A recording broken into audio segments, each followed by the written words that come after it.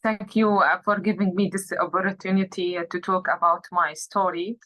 A story is about women in war in Gaza. I witnessed the war for nearly 2 months and a half, from October the 7th to 17th of December.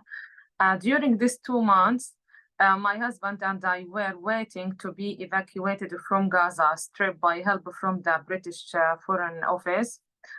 During the first week of the war, the council stopped to provide us with the 8 hours electricity supply. As they said, the truth is that there is no fuel entering Gaza Strip.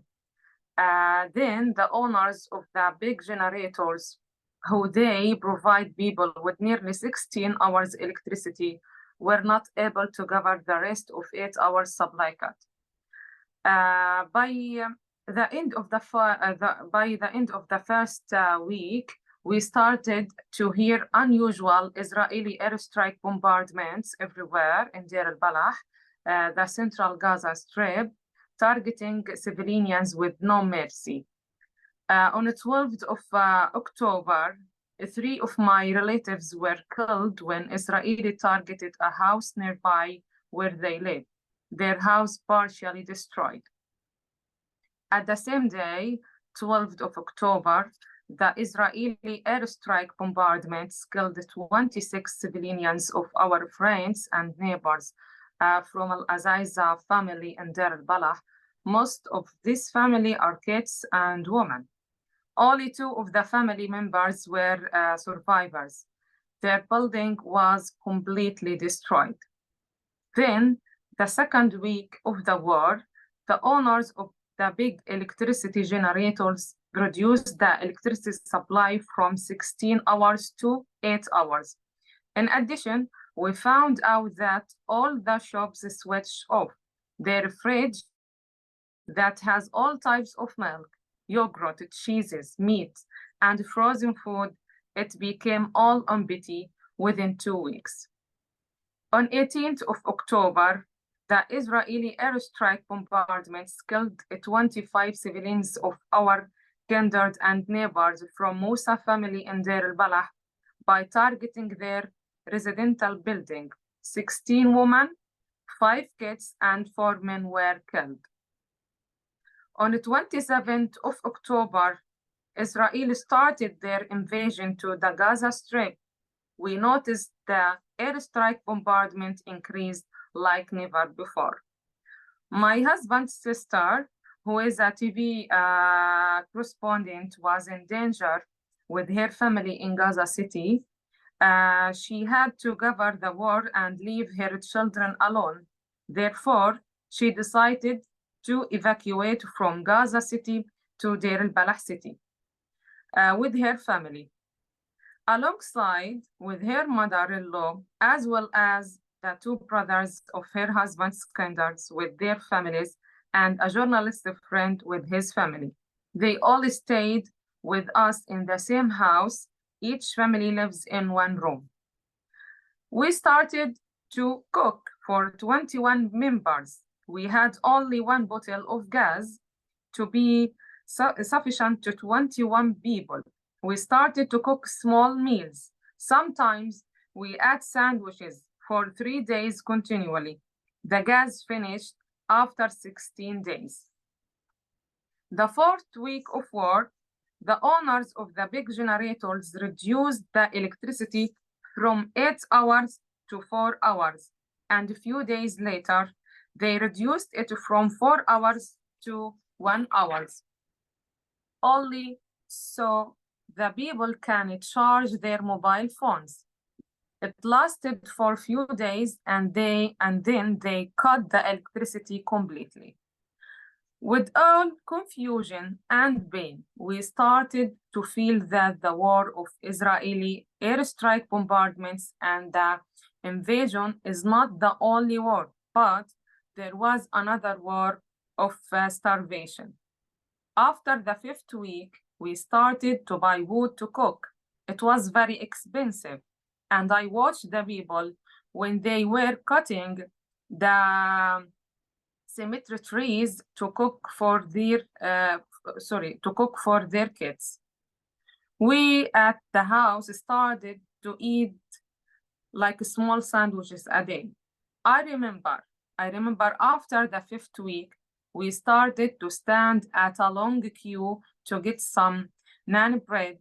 After that, all the bakeries were closed in Deir al-Balah and some other targeted in another city.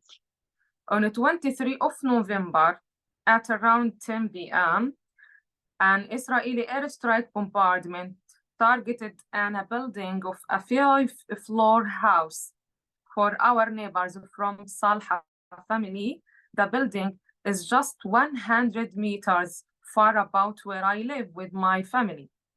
There were more than 9 civilians in the building. One of them is an older disabled man. I used to see him daily sitting on the chair in front of the building. There were 3 children who I used to see playing football in front of our house. Also, there was a surgeon at Al-Shuhada Al-Aqsa Hospital, the only hospital located in the middle area of the Gaza Strip, called Dr. Ayman Salha, killed in this bombardment. At the time of the bombardment, my sister-in-law, mother-in-law, Hassan Abu Tabigh, were killed from shrapnel just came to her back head from the window of the house. I remember my husband and me had a panic attack at that night because she was sitting with us. She used to stay at the 1st floor and all time asked me and my husband, when can I back to my house? But this was the only time she came to the 2nd floor and she was sitting where we usually sit.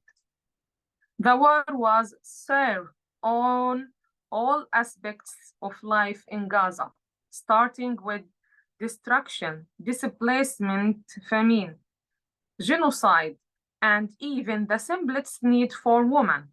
The women of Gaza suffered from the lack of sanitary pads and the lack of medication to relieve the period pain.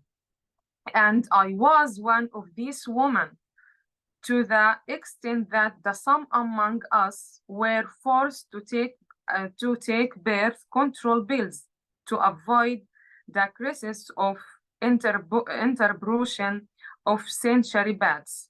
In addition to some pregnant women or those who had undergone surgical operations, the war didn't allow them to reach the specialized doctors and gynecologists to examine the fetus or to follow up on the effectiveness of this surgical operation. I needed to visit the doctor to monitor my health, but the war prevented me. War and difficult circumstances. Pregnant women about to give birth suffered from pain and birth complications due to the lack of pain relieving medication, and some of them performed sections without any stick.